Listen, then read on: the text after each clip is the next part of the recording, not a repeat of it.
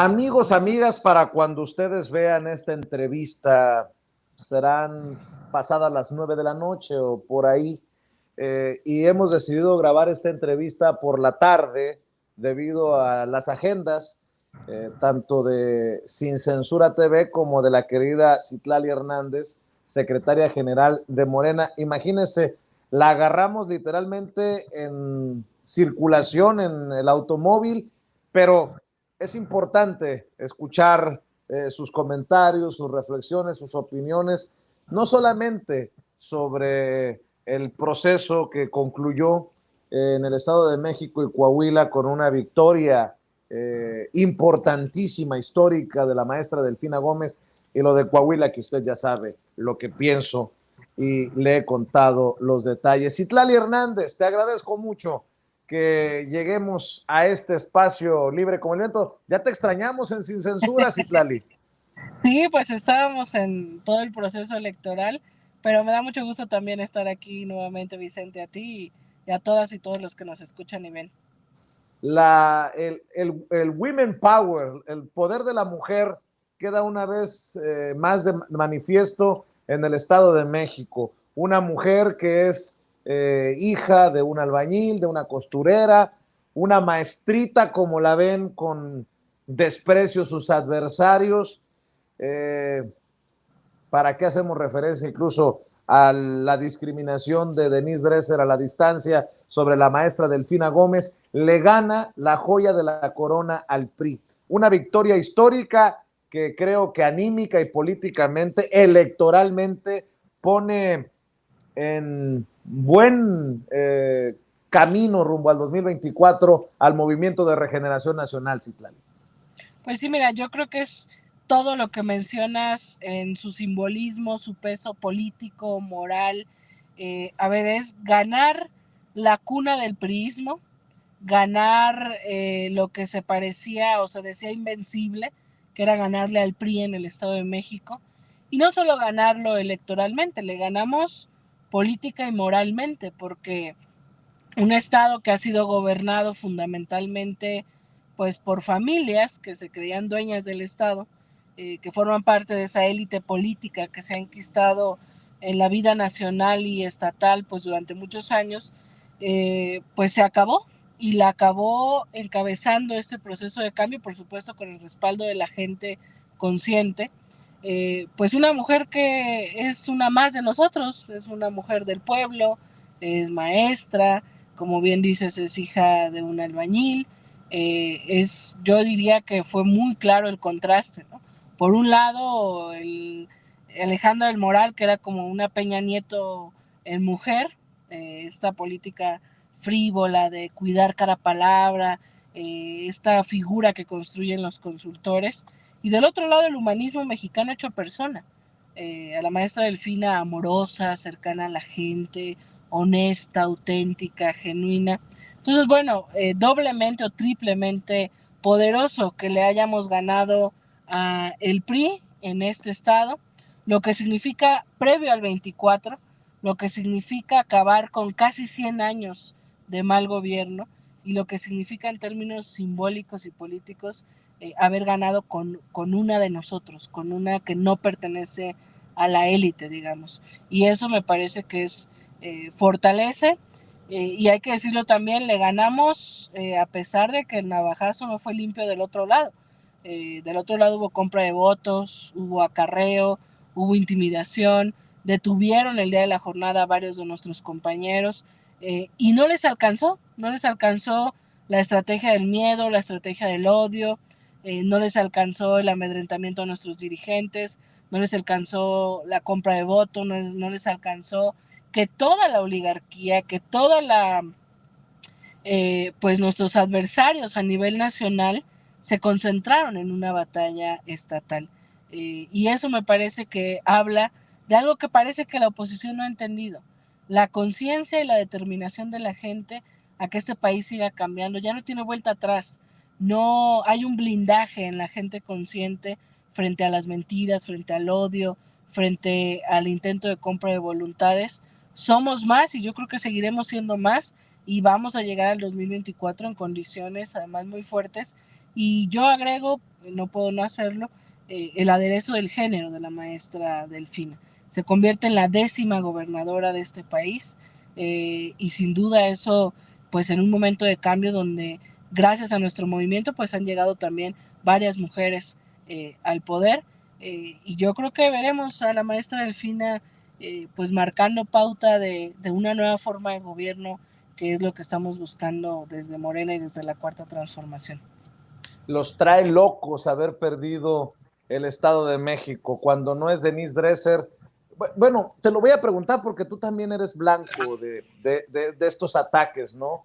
Le llama maloliente a Delfina Gómez, lo que me parece no solamente grosero, triste, ¿no? Hasta triste de una académica del nivel de Denise Dresser, se supone.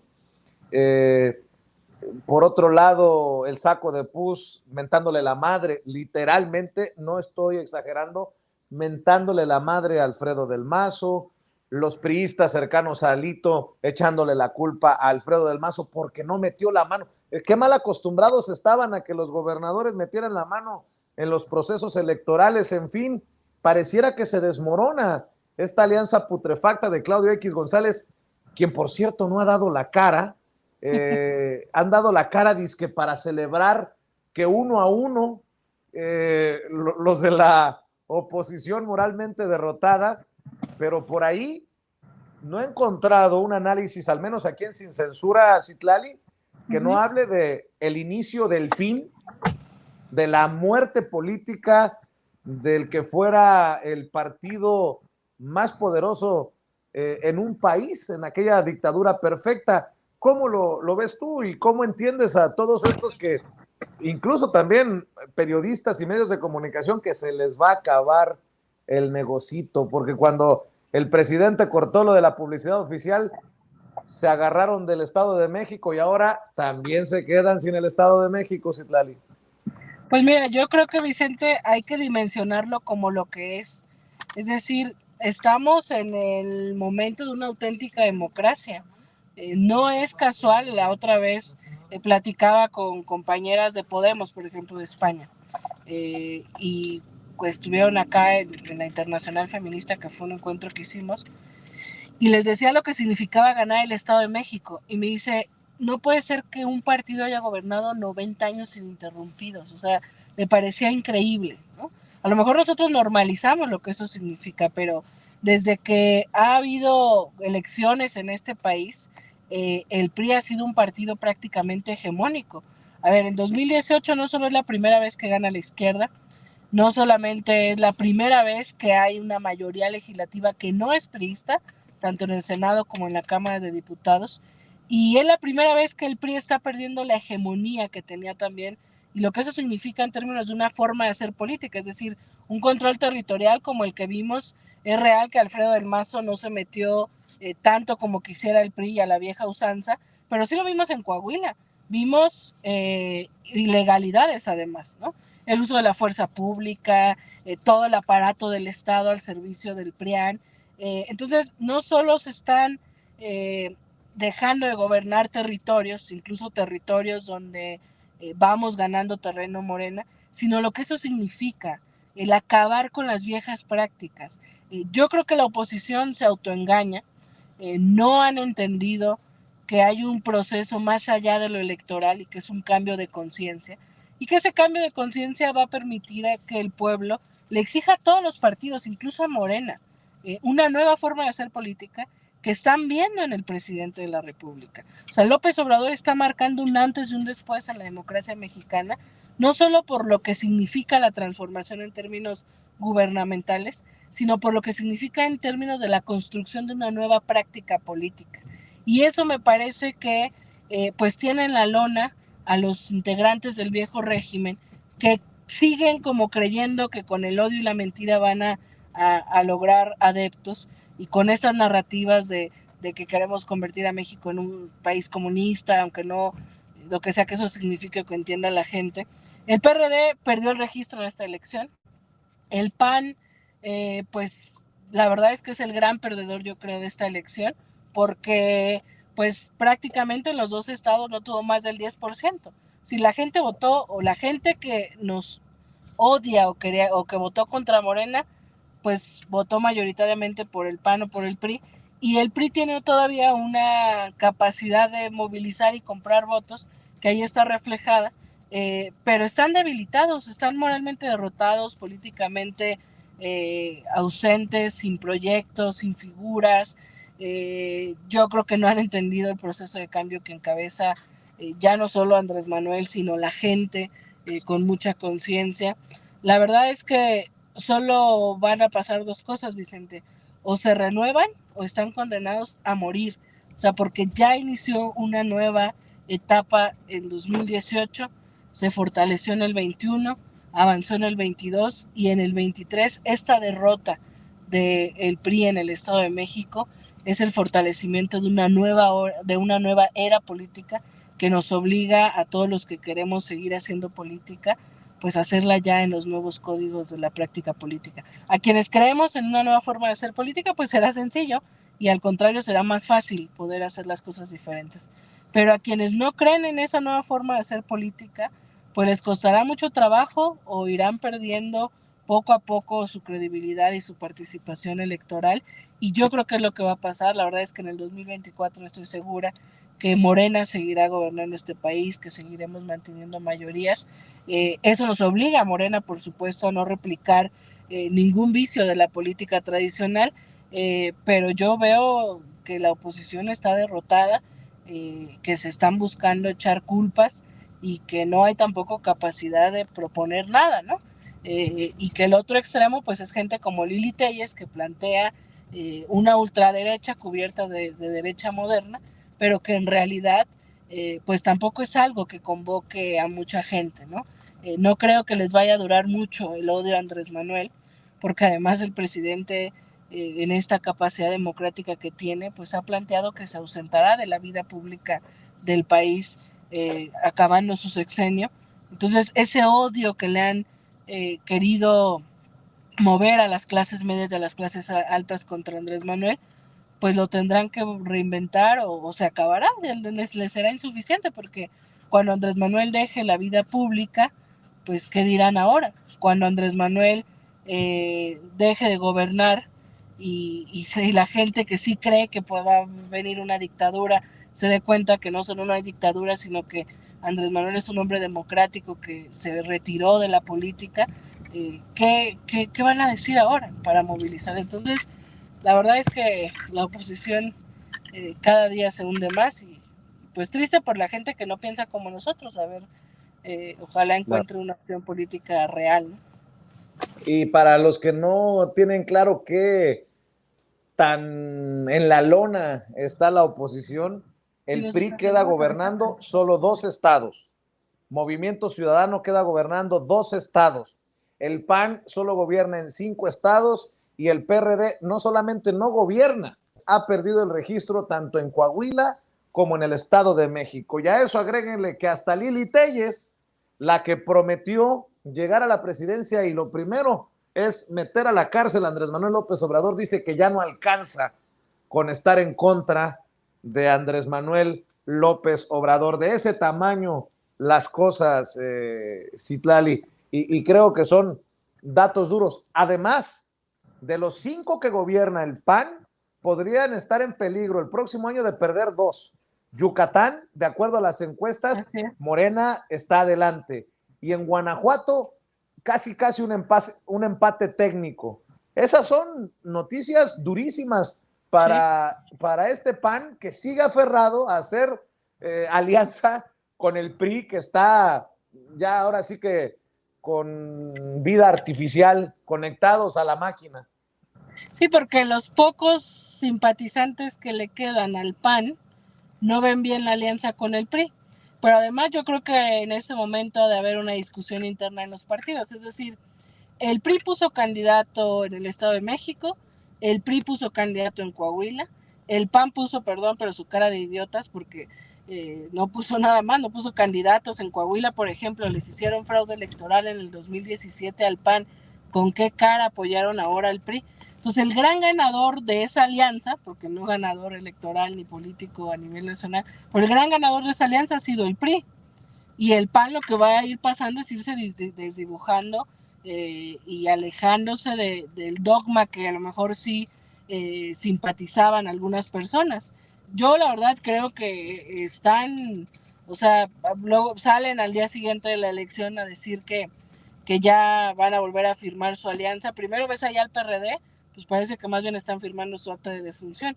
Y segundo, pues esa alianza yo no creo que les esté redituando. Pero mira, Vicente, yo también creo que a esas alturas ellos ya no se mandan solos. Como se ve que actúa, que opina Claudio X González, pues es una manera en la que se siente dueño, se siente jefe de todas y de todos ellos. Yo creo que a Morena le toca en los próximos meses, años antes de que acabe el sexenio, pues hacer una difusión también de lo que significa el gobierno de la transformación e informar a mucha gente que a lo mejor es bien intencionada y está cayendo en las mentiras del PREAN y que cuando se están dando cuenta que no vivimos una crisis económica, que el peso no se devaluó, sino todo lo contrario, que Andrés Manuel López Obrador cumplió todas sus promesas, el aeropuerto, el Tren Maya, las refinerías, la autosuficiencia en combustibles, etcétera, etcétera. O sea, cuando se rindan cuentas al final de este sexenio, podremos decir con mucho orgullo algo que yo creo que pocos o casi nadie ha dicho, que todo lo que se prometió en campaña lo cumplimos. Más allá de si a alguien le cae bien o mal a Andrés Manuel López Obrador, la realidad es que Andrés Manuel, el presidente de la República, llegó a implementar el proyecto por el que votamos la mayoría en 2018. Y eso será irrefutable, y si nosotros somos capaces de informar de manera masiva eso, pues incluso habrá sectores que hoy odian a Andrés Manuel o nos odian a nosotros, que ojalá les caiga un poco de racionalidad fuera de la bilis y del odio y del racismo y el clasismo, y se den cuenta que en efecto, o sea, que no hay nada que temer de la transformación, que por el contrario, hay muchos avances que sin duda hemos tenido. Creo que las mentiras, insisto, a lo mejor el odio es más fuerte, pero las mentiras se les van desmoronando a la oposición, sus perfiles están perdidos, los dirigentes, yo creo que es el peor momento de los dirigentes en el PAN y en el PRI, o sea, una persona como Alito, una persona como Marco Cortés. La verdad es que, Vicente, yo no veo para dónde se recuperen. Vamos a ver qué va pasando, pero insisto, yo en la no autocomplacencia, pues es el mejor escenario de la transformación, el mejor escenario político del cambio, pero eso nos obliga, nos mandata, nos responsabiliza doble o triple a Morena y a los militantes, los simpatizantes, los dirigentes, los representantes de la Cuarta Transformación, pues actuar con profundo compromiso en este momento histórico donde pues no hay competencia política, no hay proyecto del otro lado y donde la gente quiere un cambio y nosotros no podemos fallar.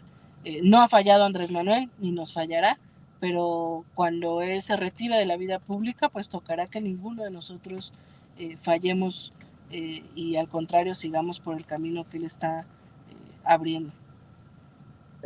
Ayer entrevistaba a Mario Delgado, presidente nacional de Morena, Citlali, me confirmaba que ya inició el 2024, como incluso se había advertido, terminando Coahuila, terminando Estado de México, abrimos camino, arrancan rumbo al 2024 y bueno, el presidente Andrés Manuel López Obrador ayer sale a cenar con ustedes. Sé que estuviste presente, Citlali, que estuvo presente Mario, que estuvieron gobernadores, gobernadoras, que estuvieron los aspirantes y la aspirante de Morena a la candidatura para la presidencia. ¿De qué se trató, si me permites preguntar? Lo que se pueda informar, yo nada más quiero saber si fue leída de cartilla. Vengo insistiendo yo con la leída de cartilla porque andan muy duros, andan muy alebrestados. Dicen que exagero cuando hablo de piquetes de ojo y de jalones de greñas y de golpes bajos, pero en las redes sociales parece que están peleados a muerte los que apoyan a Claudia con los que apoyan a Marcelo, con los que apoyan a Dan Augusto, con los que apoyan a, bueno, muy pocos, pero apoyan a Monreal, me imagino. En fin, ¿Qué les dijo el presidente? ¿Cómo estuvo la reunión? ¿Cuál fue el tono, Citlali? Mira, Vicente, pues realmente se conocerá mucho de lo que viene como ruta hacia el 24 el domingo, que tenemos Consejo Nacional en Morena, pero te puedo contar que fue una reunión amable. Yo creo que todas y todos los presentes en esa reunión tenemos claro el momento histórico que vivimos, y quienes quizás no lo tuvieran claro o se desviaran tantito de esa claridad, pues imagínate, escuchar al presidente, lo que resignifica su autoridad política, su autoridad moral, pues da claridad y altura de miras de lo que viene. Es decir, es muy interesante todo este proceso de la sucesión presidencial, porque yo creo que incluso hasta será estudiado en algún momento de la historia y de la teoría política, porque un país donde el autoritarismo es una expresión cotidiana del ejercicio político, en la vieja cultura política, donde los presidentes ponían sucesores o sucesoras, pues está viviendo un momento donde el presidente abrió la posible sucesión, no para las 4 o 5 posibles corcholatas, sino que abrió la discusión pública en una reflexión que nos pone a pensar a muchos. Andrés Manuel se va a ir, y el vacío que eso va a dejar como dirigente político, nos pone a pensar quién puede ser la persona, que puede suceder al presidente, y a preguntarnos si debe ser la más capaz, si debe ser la persona más leal, si debe ser la persona más alejada del presidente o la que siga en la sintonía con el presidente. Es decir, esta discusión pública que él abrió a la mitad de su sexenio, pues ha generado que propios y extraños se pregunten quién va a ser después de Andrés Manuel.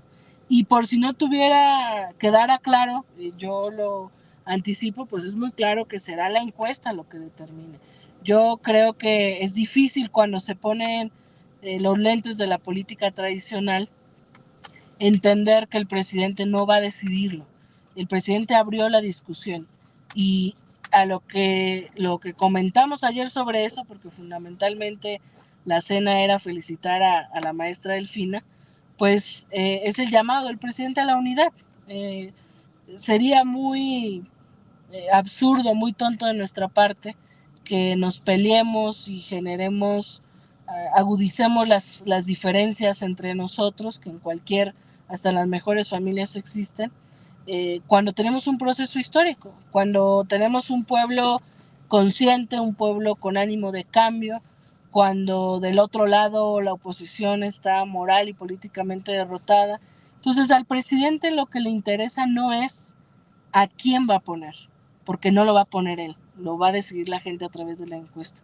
Lo que le interesa, y yo creo que ese es el tono de la reunión de ayer, es que haya unidad, y que sea quien sea, yo creo que son varias cosas: que se dé un proceso transparente, que le dé certezas a todas y todos los participantes, y que esas certezas nos permitan, el cierre de filas. Es decir, al final solo va a ganar una persona, y muchos simpatizantes, militantes de Morena, dirigentes, podemos tener nuestra simpatía, pero al final toca serenarnos y entender que todos somos compañeros, que tenemos distintos estilos, distintas diferencias incluso, pero que lo fundamental es un proyecto de nación que no le pertenece a nadie, ni al propio Andrés Manuel, le pertenece al pueblo que ha empujado este momento. Entonces, pues el tono de la reunión de ayer fue eso: la unidad por encima de todas las cosas, y para llegar a esa unidad interna, pues certezas y reglas claras del proceso. Estas certezas, estas reglas, este método de cómo se va a implementar la encuesta, etcétera, pues lo vamos a plantear en el Consejo Nacional este domingo, y a raíz de su aprobación, esperando que se apruebe la propuesta que se va a plantear el domingo, pues estaremos ya arrancando la ruta para definir quién va a encabezar primero el trabajo organizativo de Morena, y después ya en su momento, en los momentos electorales, pues esa persona que encabece la organización de Morena rumbo al 24 será nuestro candidato, candidata. Entonces, pues ese es fundamentalmente el tono de la reunión, Vicente. Yo te puedo decir que vimos a un presidente contento, relajado, amable, pues perdonen si quienes nos ven me acusan de fanática, yo soy profundamente obradorista y admiro el liderazgo de Andrés Manuel, pues con una dimensión histórica del momento que se vive, y de que él se va a ir después del 24, y que la última acción, eso lo digo yo, que él va a tener, la última acción política, es colocar la banda presidencial a su sucesor o sucesora, y que por supuesto, pues él como líder de un proyecto, pues espera que sea de nuestro movimiento, ¿no? Pero fundamentalmente espera que haya una capacidad de unidad y de inclusión de todos. Yo creo que lo vamos a lograr, creo que teniendo certezas y reglas claras, nadie tendrá ni razón ni pretexto para una ruptura dentro del movimiento. Y yo pienso que esa será la gran hazaña del 24, no solo ganar la elección, sino garantizar la continuidad de un proyecto de nación y un proyecto de transformación en unidad. Y ese es lo que te puedo comentar, pues de la reunión de ayer, y que ya el domingo seguramente pues estaremos haciendo más público cuáles serán estas reglas, esta ruta, y cómo será el proceso de la encuesta. Tú sabes que te respeto y sé que cuando platicas conmigo lo haces con total apertura. ¿Tienes miedo? ¿Existe el riesgo de la ruptura, de la traición? Muchos veíamos casi imposible que se diera lo de Coahuila y ya vimos lo que pasó. Eh, ¿Hay riesgo? Mira, yo creo que siempre en una sucesión presidencial, en una construcción de un proyecto político que llevamos 8 años como partido, siempre habrá riesgos de ruptura o de traición. Eso creo que hasta cierto punto es inevitable.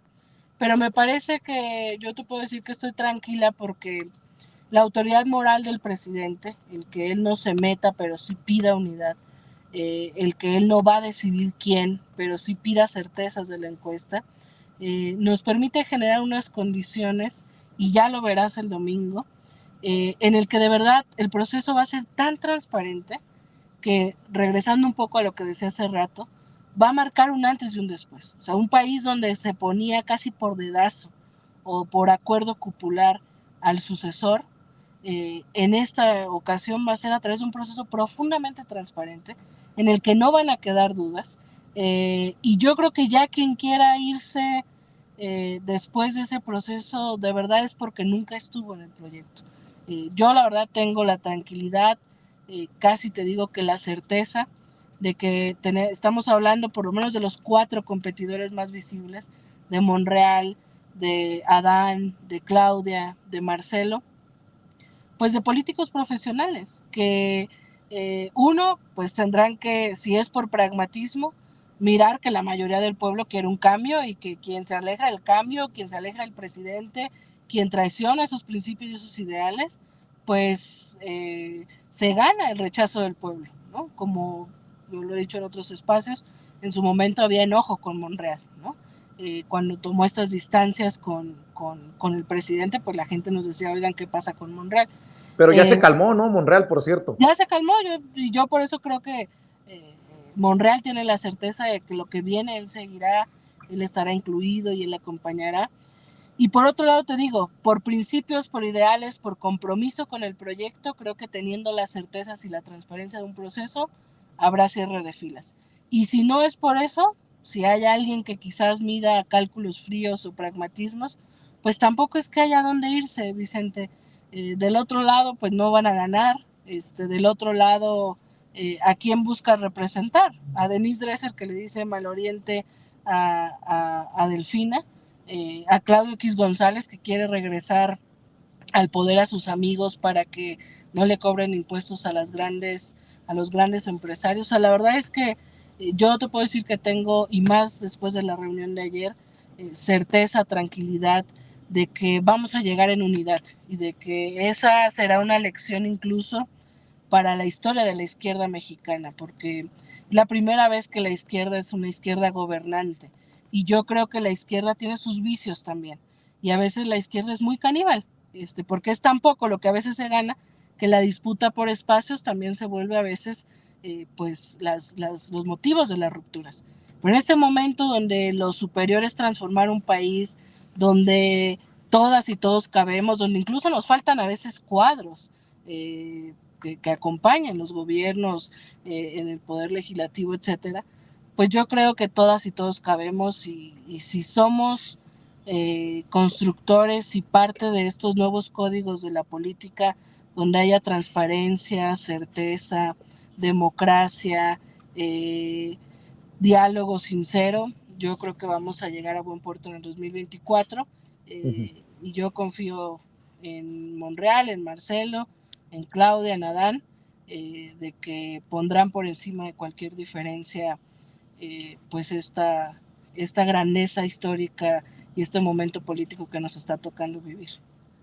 Se ha molestado Noroña porque no lo invitaron, tampoco se invitó al Güero Velasco, que ha levantado la mano desde el Verde, pero bueno, me imagino que era exclusivamente para gente de Morena, ¿no? Sí, era para los que son muy visibles de Morena, pues. O sea, ya es muy claro que son estos 4 compañeros que he mencionado, son los más visibles.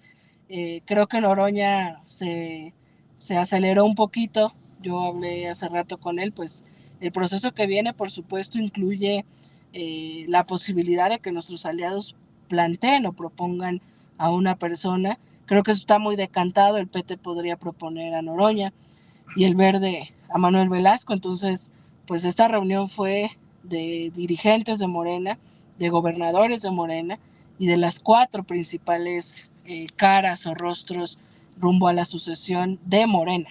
Pero eso no significa que no esté incluido Noroña ni Manuel Velasco. ¿Qué te dijo? Porque dices que se aceleró poquito. Bueno, se aceleró. Vamos a dejarlo en eso. ¿Qué te dijo? ¿Ya está calmado? ¿Ya No, está reflexionó? calmado, pues sí, pues lo que me dijo es que él estaba esperando comunicación de parte de la dirigencia de Morena y al no verla porque vio la cena, pues salió, ¿no? Pero pues ya le dije yo que tengo la certeza de que, pues de que vamos juntos, pues el PT, el Verde y Morena y que por supuesto Noroña, como él mismo lo ha dicho, ¿no? Es una de las principales voces defensoras en el legislativo del proyecto de la transformación y claro que va a participar si el PT lo propone, que seguro será el caso, nada más que pues esta era una cena de Morena y él es compañero del PT. Yo sé que tienes muchos compromisos, de hecho has hecho algún recorrido. Cuando tengas que correr, querida Citlali, Sí. con todo cariño y con toda la confianza, por favor, házmelo saber, porque yo tengo algunas preguntas más. Sí. Para la gente que está sacada de onda porque ve claro allá afuera, obviamente esta entrevista la grabamos, usted seguramente la está viendo ya en horas de la noche, en Sin Censura Nocturno, para pues lograr que compaginaran las agendas tanto de Citlali como las horas de grabación aquí en Sin Censura, y como la transparencia es lo de nosotros, nada más para aclararle, para que no se nos vaya a confundir. Citlali, muchos le hemos apostado a la encuesta. De hecho, nuestras críticas por lo de Coahuila fue que no se respetó la encuesta, a pesar de que muchas personas pues no estaban de acuerdo con lo que apuntaba la encuesta. Sí. Yo pregunto, porque hablas de la encuesta, la unidad, los estatutos de Morena, me corriges si estoy equivocado, hablan de la encuesta, pero ¿qué encuesta? ¿A qué te refieres? Porque el presidente Andrés Manuel López Obrador, desde un inicio y hasta donde tope, ha dicho que la encuesta como la conocemos, como las que se han planteado.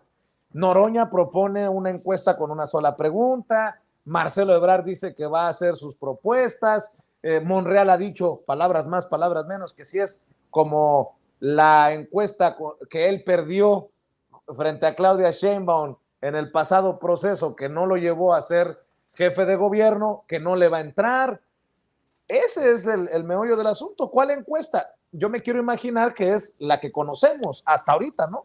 Sí, pues mira, Vicente, yo creo que por lo de Coahuila y es muy importante hablar del tema para que nadie pues se confunda ni genere olas sin tener la intención de hacerle el juego a nadie. Yo en el caso de Coahuila te puedo decir, creo que era obvio que Guadiana podía ganar la encuesta.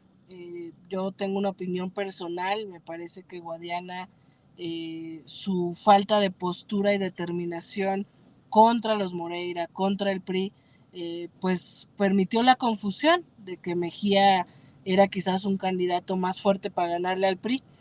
Sin embargo, siempre lo dijimos claro, o sea, el voto y la intención de voto hacia Morena es más fuerte que la de cualquier partido. Era obvio que el PT no iba a ganar, era obvio que Mejía no iba a ganar, y era casi seguro que si se dividía el voto, esa intención de cambio que había en Coahuila, pues se dividió entre 3 partidos, pues prácticamente yo diría no ganó el PRI en Coahuila. Nosotros cometimos una serie de errores que le permitieron ese triunfo, y la verdad es que por lo menos yo como militante, como dirigente, pues me disculpo con el pueblo de Coahuila porque yo sé que quería un cambio, y pues fue un error de la coalición, y por supuesto una ambición y un ego desmedido de Mejía el haberse separado. Pero yo le diría a quienes nos ven que reflexionemos, que este es el mejor método, por lo menos hasta ahora. Es decir, si el presidente no va a decidir quién, que yo creo que muchos de nosotros diríamos, pues el presidente está en su derecho de decidir quién, tiene la autoridad política y moral para decirlo, sin necesidad de hacer nada, de decir, yo propongo que vaya tal persona.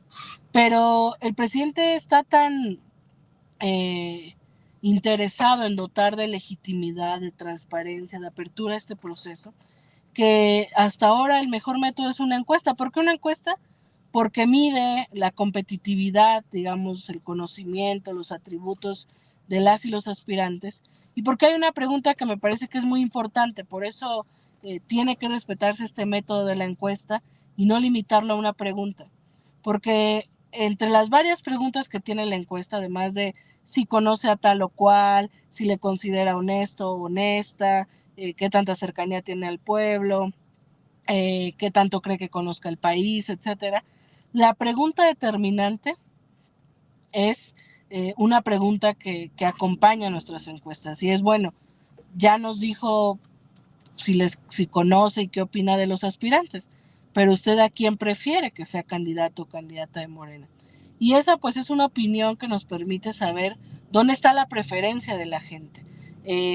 Pensemos, por ejemplo, si el presidente pusiera a alguien, si ya vemos, escuchar a algunos de nuestros compañeros decir que el presidente tiene favoritismos, y que no hay piso parejo y no sé qué cosa que por supuesto no comparto. Si el presidente pusiera a alguien, habría aspirantes que seguramente sentirían un proceso injusto.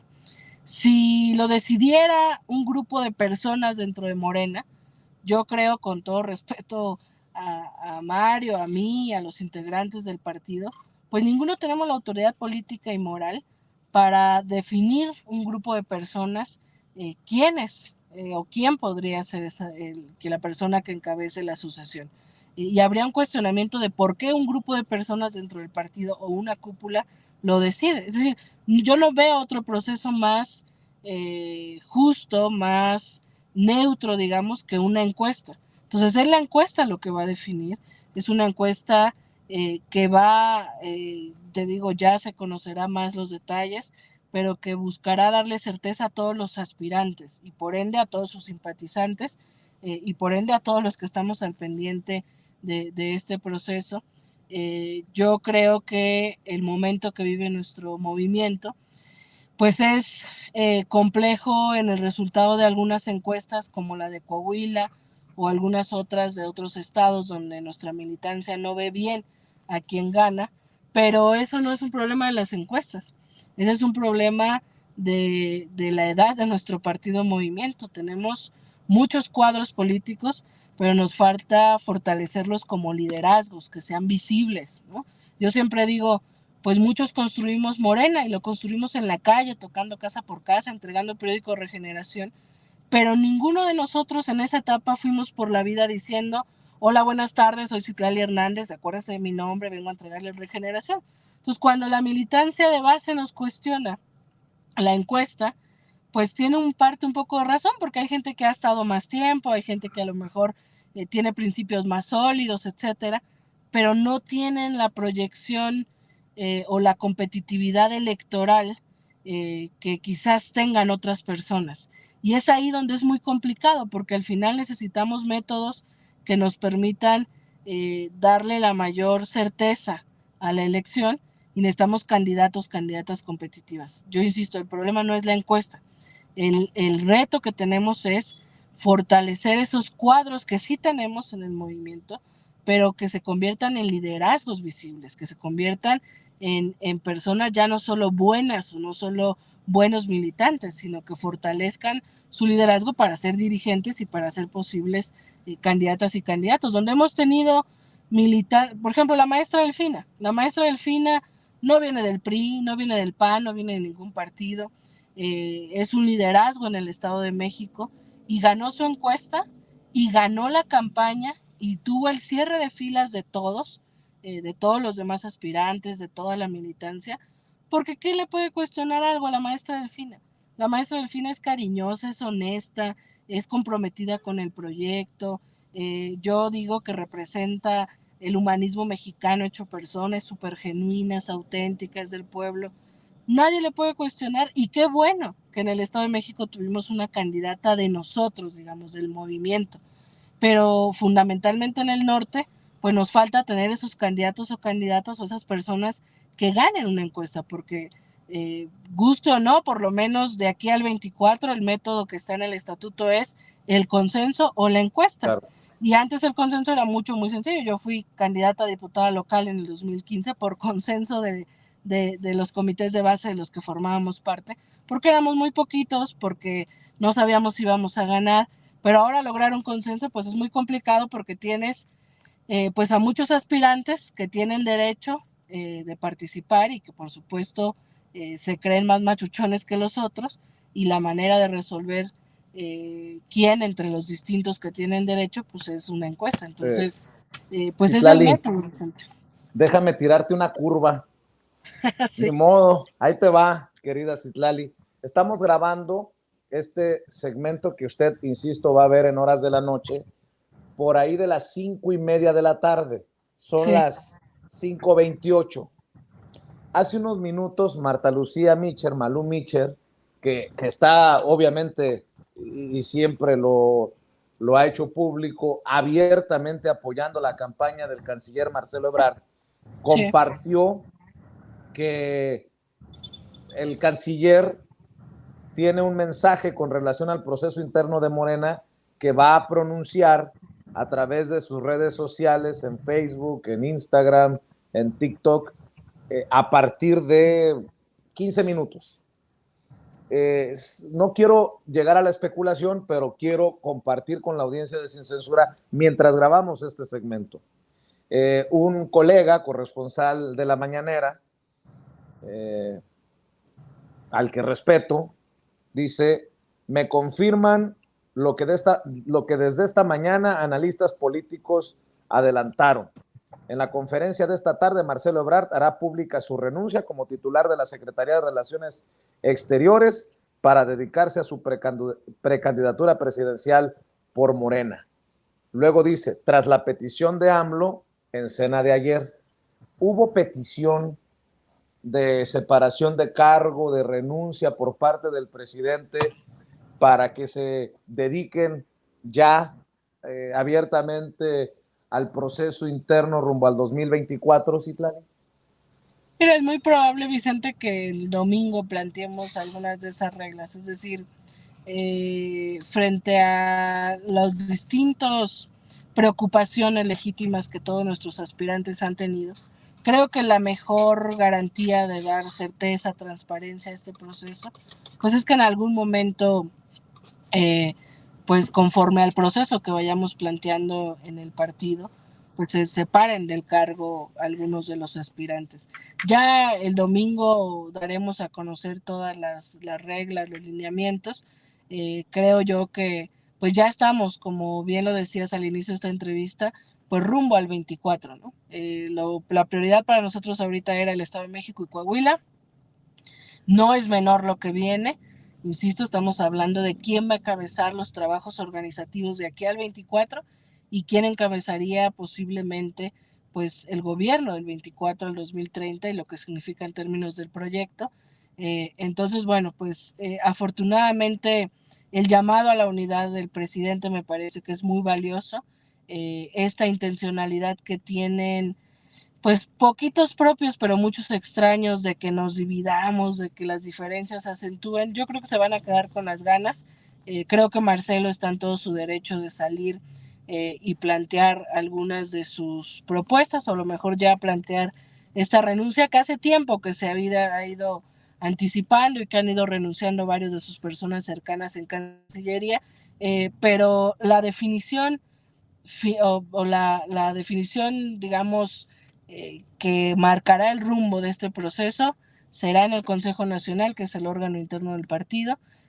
Ahí se plantearán las fechas, la ruta, la metodología, y creo yo que dándole los elementos de certeza a todos los aspirantes y acompañando un proceso muy transparente, lo que venga tendrá que ser salir fortalecidos en unidad. Entonces, pues ya el domingo estaremos compartiendo más detalles al respecto, Vicente. El domingo me darás todos los detalles que quieras, pero hoy sabes si renuncia a Marcelo Ebrard como No, canciller. no sé si va a renunciar hoy, pues esperemos en minutos en breve, pero pues insisto, yo creo que es casi una certeza que va a renunciar, porque lo viene anunciando desde hace rato, ¿no? Porque sus cercanos han ido renunciando y porque creo yo, en lo poco que he hablado con él, pues a él le parece lo más correcto alejarse de su cargo, de responsabilidad, para buscar legítimamente la candidatura. Entonces, no me atrevería a decirte que tengo la certeza de que va a renunciar hoy, pero pues vamos a esperar. Seguramente para cuando la gente nos esté viendo ya sabremos qué habrá anunciado Marcelo. Para cerrar, ¿qué mensaje le mandas a López Obradorismo, a la gente de Morena, a incluso los que están hasta molestos por lo de Coahuila? Yo escucho, a veces leo locuras, que están tan desilusionados según ellos que ya no van a apoyar y cosas extrañas, que digo yo, bueno, entonces no estás tan convencido de que México necesita una transformación, porque a las primeras de cambio, pues nada más acuérdate, Andrés Manuel López Obrador le tomó 18 años, 3 veces intentarlo para llegar a la presidencia, pero bueno, al final es mi opinión y sí. Yo quiero que cerremos con un mensaje para la audiencia de Sin Censura, porque además, Citlali, no es secreto de qué lado de la mesa estoy. A mí me pueden criticar de todo menos de no ser congruente. En algún momento me dijeron, tú criticabas a López Obrador, sí, pero ya no. O sea, ¿qué parte no entiendes?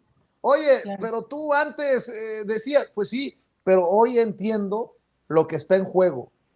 O movemos al país por la transformación, o transformamos, por ejemplo, el Poder Judicial, que se ha convertido en una zancadilla constante al proceso de transformación, o transformamos las instituciones que se tengan que transformar, que se han convertido muchas veces en cueva del nepotismo, del amiguismo, del compadrazgo, o movemos a este país por la transformación, o movemos al país por la transformación, porque yo no quiero regresar a las dinastías que ya gobernaron y que nos saquearon hasta el cansancio. Así que en esa apertura, en esa claridad, pues me llama la atención que algunos parece que van abriendo los ojos. Hasta López Dóriga ya dijo que López Obrador es un líder que no había tenido México en la historia. Hasta Juan Ignacio Zavala le dio la razón, el cuñado de Felipe Calderón, en una mesa de diálogo. Así que si ellos pueden, pues si a mí me dicen palero, que me apunten en la lista, pero por eso me gustaría que te dirijas a la audiencia de Sin Censura, que seguramente piensa mucha gente como tu servidor, y los que no, pues también todo mi respeto, y bueno, pues hasta ahí, mi querida Citlali. Pues muchas gracias por la oportunidad, Vicente, porque yo creo que es muy importante. Pues por supuesto yo también todo el tiempo estoy leyendo y creo que hay muchas críticas legítimas, lo leo en mis redes. En general la gente fuera de las redes está muy contenta con la transformación y nos pide que sigamos y que defendamos al presidente, pero sobre todo en las redes, que es donde está más quizás de repente la discusión. Y yo creo que vale la pena la reflexión. Primero, no es, o sea, creo que tenemos que aprender, para mí el obradorismo ya es una forma de hacer política, de entender la política, de verla, de hacerla, de sentirla, y creo que hay que profundizar más en eso. No se trata de votar por Morena en cada elección, no se trata de presumir logros de gobierno. O sea, es real que estamos en una profunda transformación. Y eso pasa por la transformación de las instituciones, por la transformación del gobierno, por la transformación de la práctica política y luego entonces la construcción de una nueva cultura política. Pasa por la transformación social, por la transformación de conciencia. E imagínense, si nos costó, yo digo, al pueblo de México décadas conquistar su propio gobierno, siempre lo he dicho, si pensamos del 68 al 2018, pasaron 50 años de mucha rabia, de mucha indignación, de mucha lucha, de mucha oposición, de resistencia. Si pensamos desde el primer fraude de la historia moderna, que fue en el 88 al 2018, pasaron 30 años. Y lo que eso significó en términos de resistencia, lo que eso se significó en términos de que hubo un liderazgo, y por eso, entre otras cosas, la grandeza de Andrés Manuel López Obrador, que vivió 2 fraudes electorales en Tabasco, que vivió 2 fraudes electorales a la presidencia, que ha sido el político más atacado en las últimas décadas, que tuvo momentos buenos de mucha fuerza social y momentos malos, donde incluso había quienes decían que hasta ahí llegaba Andrés Manuel. Incluso recordar que después del 2012, él lo confesó después, él estaba por renunciar a la vida política, ¿no? Y él decía, pues yo también soy ser humano y me enoja que digan que yo soy un ambicioso vulgar, porque no lo soy. Y si a mí no me toca transformar este país, pues ya le tocará a otros. Yo creo que pensar en términos inmediatos la política, la transformación, un proceso de cambio, no solo es un error, sino que puede llevarnos a la frustración, a la apatía y hasta la mezquindad. Y yo haría ese llamado a todas y a todos que entendamos la dimensión del proceso de cambio. Si tardamos más de 50 años para conquistar un gobierno democrático, para que se respetara nuestro voto, para ganar con mucha diferencia, para iniciar un cambio, imagínense cuánto nos costará ir cambiando la cultura política. Entonces es obvio que un partido político como Morena, que tiene 8 o 9 años de vida, pues se enfrenta a errores, a contradicciones, a estos retos que yo decía hace rato. Ojalá ya tuviéramos 20 cuadros que tengan la mitad por lo menos de lo que es Andrés Manuel en cada estado de la República. Es real que hoy no, porque estamos transitando de la oposición y la resistencia al ejercicio de gobierno, al ejercicio del poder y lo que eso significa. A mí me tocó ser diputada a los 25 años. Yo creo que tengo mucha certeza de principios, claridad ideológica, pero cuando me tocó ser diputada moría de miedo de no replicar lo que yo denunciaba o la crítica que yo le hacía a los políticos, porque el ejercicio del poder implica la toma de decisiones cotidianas. Entonces, yo cuando leo esto de, no, ya se echó todo a perder, no, hasta aquí llegó Morena, no, yo ya con Andrés Manuel nada más, pero con Morena nada, pues yo digo, uno, qué poco aguante, dos, necesitamos entender que transformar las cosas es un acto de resistencia constante, y tres, me parece que tenemos que aterrizar y racionalizar lo que significa un proceso de cambio. Yo creo que Morena y la transformación significa un cambio de gobierno, un cambio de conciencia, un cambio de cultura política, y que eso lleva tiempo y que entonces los errores y contradicciones se tienen que señalar, que la crítica tiene que existir, pero que alejarnos del proceso de transformación pues es un error, porque yo creo que transformar este país pues todavía yo le digo a muchos de mis compañeros Hay quienes ya tenemos la certeza que vamos a luchar hasta el final de nuestras vidas. Tengamos cargo, no tengamos cargo, como militantes de base, como dirigentes, como representantes. Yo creo que este proceso, y con eso termino, Vicente, el presidente de la República va a tomar una decisión que no es sencilla. Es decir, después de su gobierno se va a retirar de la vida pública de este país. Yo creo que ninguno de sus adversarios puede negar que Andrés Manuel es un animal político, en el buen sentido de la palabra.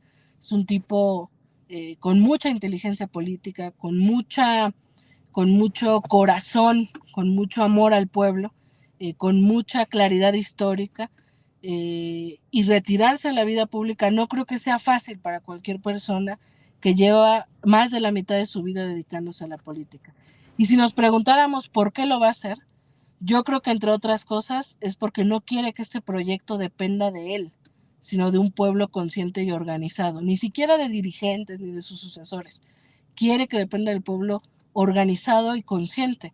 Y en ese sentido, pues los militantes, los simpatizantes, no pueden alejarse a la primera que algo no les guste o que algo brinque una contradicción. Por el contrario, hay que seguir y hay que fortalecer la revolución de las conciencias, hay que fortalecer la participación política de los comunes, que es, yo digo que esta también es una revolución de los comunes, de los que venimos fuera de las élites, y en ese sentido, pues, la responsabilidad de que continúe esa transformación no es de un partido o de un grupo de personas, es de la gente que estamos convencida de este proyecto, y desde la trinchera donde nos toque, como ciudadanos, como comunicadores, como militantes, como empresarios, de donde nos toque, pues abonar a que este proyecto de cambio nacional se profundice.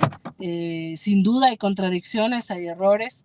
El reto de un proyecto político es aminorarlos, seguir discutiendo hacia dónde vamos, seguir siendo críticos, pero jamás detenernos. Es una de las cosas que yo creo que es parte del obradorismo. Andrés Manuel López Obrador nos ha enseñado a no esperar el momento ideal, sino a todos los días caminar hacia ese momento ideal e ir construyéndolo. Imagínense si Andrés Manuel hubiera soltado la toalla a las primeras adversidades, pues hoy no estaríamos donde estamos y hoy este país estaría en una profunda crisis económica, social, de violencia. Ha iniciado ya la transformación y ha sido, entre otras cosas, por la resistencia, por el no detenerse a pesar de las adversidades. Y yo creo que eso lo tenemos que replicar quienes nos decimos obradoristas, quienes simpatizamos con la 4T, no detenernos frente a ninguna adversidad. Eso no significa dejar de ser crítico, eso no significa que no haya errores, que no haya contradicciones, que no vaya a haber, pero cada paso que avancemos tiene que impregnarse de disminuir esas contradicciones. Y yo creo que incluso si en el camino se echan a perder dirigentes, la herramienta, lo que sea que se pueda echar a perder, si hay un pueblo que empuje, no hay vuelta atrás. Este país, eso me parece que es lo que tenemos que entender, sobre todo en un momento donde, yo sí lo digo con dolor, pues vamos a perder al principal conductor político de este proceso, y nos va a tocar a todos asumir mayor responsabilidad y compromiso. Si entendemos contra qué luchamos, contra la oligarquía, contra los grandes medios, contra intereses extranjeros, contra el clasismo, contra el odio, contra las élites políticas, académicas, mediáticas. Entonces, nos toca también madurar como izquierda y como simpatizantes, como militantes, porque no siempre vamos a tener el escenario ideal e insisto, no podemos detenernos a pesar de lo complejo que esté frente a nosotros. Gran cierre, querida Citlali, gran reflexión, por eso te admiro, te mando un abrazo y espero que regreses muy pronto a Sin Censura, porque este diálogo creo que es importante, al menos para la audiencia de este espacio libre como el viento. Te agradezco, te abrazo y nos vemos pronto, Citlali Hernández. Muchas gracias, Vicente. Nos vemos pronto por allá. Un abrazo a todas y a todos. Claro que sí. Citlali Hernández, secretaria general de Morena, hablando con nosotros sin censura en esta entrevista que, insisto, usted verá en horas de la noche y que logramos grabar por los compromisos durante la tarde con la secretaria general de Morena. Yo le pido que comparta con familiares, amigos, contactos a través de WhatsApp, de Facebook, de Twitter, por donde usted quiera, que nos siga ayudando con los likes en esta transmisión en vivo y en directo, porque usted está viendo esta entrevista que grabamos, pero la está viendo en horas de la noche en esta transmisión que hemos lanzado en vivo y en directo. Muchas gracias por confiar en nosotros, gracias por hablar sin censura, porque aquí todos somos sin censura. Ahí viene Stephanie Lavalle, ahí viene Marcelino Gómez Brenes y los compañeros que colaboran en los diferentes espacios de Sin Censura TV. Buenas noches y que Dios nos bendiga a todos.